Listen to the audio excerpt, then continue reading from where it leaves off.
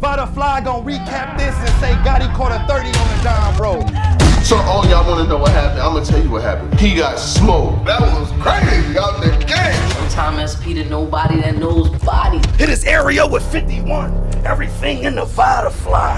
When you start rapping like Before I even get started, dearly beloved, sincerely departed, make sure you subscribe to the channel first and foremost, man. That was a fire battle. Salute to Jims. Me and Jims actually, this is one of the battles that we have in our media bracket tournament today. This right here, Saga returned.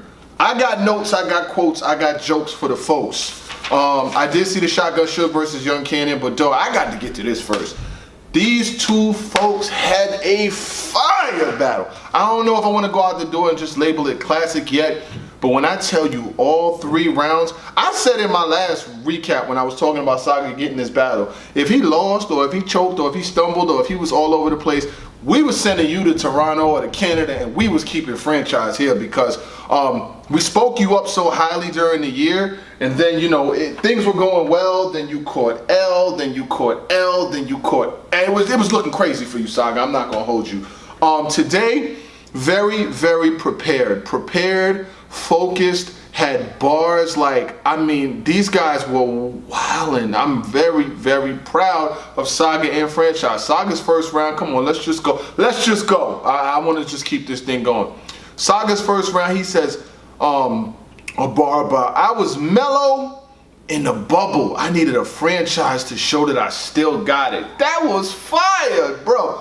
Out the gate, he's wildin'. Then he starts addressing Franchize using similar bars to other people. He said, coming to America to rip off what I got. McDowell's used the classic line from McDowell's, one of my favorite movies, Coming to America, you know what I'm saying? He used that line. He had another bar. He said, I black behind words, closed captions. Then he had another bar, what you stomping them for? To get Franchize out the mud, I'm an entrepreneur. Like, this nigga was, Saga was wilding all throughout his first round. Franchize in his first round, I'd put an AR to P, I'm a rare breed. He had another line, all of that horsepower and they couldn't bring you up to speed, saying that he got the awards and the street hymns and the Losos and his crew and they couldn't bring him up to speed. And then he had a line about, you remind me of a white bitch, only thing coming out them lips is filler. Then he had I stuff a gun in his chick pussy to see which one gonna discharge first.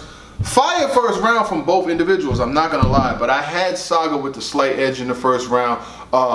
You're not wrong any way you call it. I'm just gonna be honest with you. You're not gonna be wrong any way you call it. Saga's second round, he comes out, he's blacking. You went from low scoring games to running the field to make a point. He said you quit soccer, but how you set up your Barcelona still messy. Oh, you quit soccer, but how you set your Barcelona, you're still messy. And then he started going into this angle, it's Franchize. And he started talking about different things that have to do with franchises and franchises. It's Franchize. And then he said in every battle, Franchize looking more like a non-profit. It's Franchize. You know how people have that line, like it's Franchize. And then Franchize after the battle, he called out Verb. Whoa, ho, ho, now that's a little bit too much dip on your chip, I'm gonna be honest with you. That's my man Showtime SP's line. I seen him in the chat, but I'm using it. Yeah, dig, Rice Gang. He said, then Saga had another line. We could swap it out like a COVID test. Then he had a line, everything you do hurts Franchize like a car business. Wiggin in his second. Franchize second, he comes out, treat the coke like Little Mermaid because it's jumping out the water is what it's finna do. And he had a different flow. He wasn't using the tool dumping. He wasn't doing the tool dumping, put numbers and make them sleep, beep, like the snooze button. He wasn't doing that bullshit, the flow that he was doing. He stepped his shit up a lot. He said, if Jesus walked on water, but you can't step to a new wave. He said, if Jesus walked on water, you can't step to a new wave. I thought that was fire. He said, you better hope Jesus can save you when you in a crisis. You know what I'm saying? So you better hope Jesus can save you when you in a crisis. He said, what you think I'm finna do with some fish scales? Franchize second round. He wigging all throughout the second round. Let's just keep it honest. To keep it a buck, I gotta be honest. I gave the second round to Franchize. Slight edge. Saga's third, yo, you need to see it. If you didn't see it, you have to see it. Like, it's just something you gotta see. Like, for me to tell you what he did, he was fucking, yo, he went to another zone, another level. He rapped a couple bars and then he like paused and went into this Zen flow. He took a pause to clear his mental and then he just started going fucking crazy. Yo, oh my, yo, his bars in the third, protractor, I bent rules. He just went into Zen mode. Throw a ninja blade at a dynasty. Then he had another line.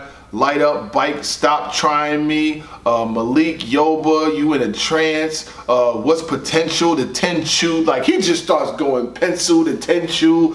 He said, yo. This nigga was wild. Saga's third round, he was bugging in his third round. Fire. His best round to me was his third. Franchize third, I wanted him, I was like, yo, his third has to be his best round of the battle in order to beat this third that Saga just came with. And he had some bars in his third, some fire lines. He said, I put salt in the bitch, Lot's wife. You know, y'all know that line. He said, I put a shell to LeBron. It's Taco Tuesday. He said, point right behind LeBron is Quinn Cook. He said, I dumped with the big can, the thought juice. I thought in Franchize's third round, Franchize third was the most of the old Franchize that we had heard in a while. You know what I'm saying? I like the new Franchize and what he's been doing, but when Saga goes off like Saga went off in his third, Franchize needed more. And I felt like his third round was just a little bit shorter than the other rounds. Overall, I've got Saga winning this 2-1. Franchize has nothing to hold his head down about. Very surprised by the battle, I'm not gonna lie. I did not have really high expectations coming into it because Saga came off a loss and Franchize came off a loss. And Saga's losses that he came off of were bad losses. Like, it's not like he came off of any good losses. He came off of bad losses. And I'm very impressed with what he did today. I'm not gonna lie. Like, it was what he did today, he has nothing to hold his head about. You know what I'm saying? I think that he should continue on this pace, continue to what he did. Like, he's gonna impress a lot of people. People are gonna definitely show love to what Saga did today. Franchize with the new flow. Everything wasn't the creep on the victim, the gun go sound like the sprinkler system. He didn't do none of that shit. I don't know if it took a loss or if it took him taking a step back or whatever the case may be in order to get to this level where he's at right now and get where he's at. But dog, he was wilding today. I loved what Franchize did. Also liked what Saga did. These guys did very well today. I mean, when you look at things through the holistic perspective, you can't be mad, especially for free on Caffeine. Caffeine had a little glitchy, itchy in the beginning. It sounded like a DJ was like, the sound was crackling and shit. So we had to wait for them to get their sound together. But once the sound got together, it's clear, it's concise, it sounds good. And I know a lot of people are going to be comparing what Caffeine's doing to all of the other streaming platforms that's going to be coming into battle rap. But that's another conversation for another day. I will say, man, Saga and Franchize just set the day off. If you was watching this, you could not have been disappointed. I wasn't disappointed, you know what I'm saying? I definitely was very in tune with what was going on. Them boys went crazy. Them boys went crazy. They said after the battle, Saga said Franchize said he wanted Averd. That's a lot. You did good today. I ain't gonna hold you. You did good today, but that's a different cup. That's a different pie you cooking with, big baby. But I loved what you did. I personally had Saga winning the battle 2-1, but there will be people who have Franchize winning, and it could be debated. But that third round Saga, like, Jesus, woo, he needed that. After getting your ass whooped twice in a row, you definitely needed that one. I think that you definitely upped your level and upped your brand, and I want to see you in some more. You got to build off of it though. And Franchize could build off of the battle that he just had. He can definitely build off this battle because he had his book bag on his back, but he was in his bag. You know what I'm saying? Like, I don't know if he was doing the hot potato race, but he was in his bag, like your mom's chapstick. That man was in his bag. I loved what he did.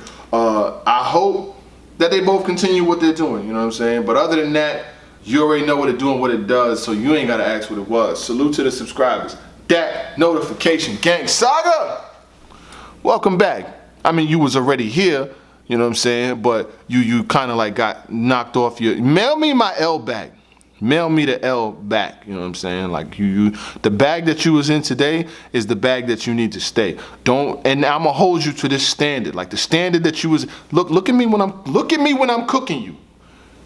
Where you was at today is what we expect from now on.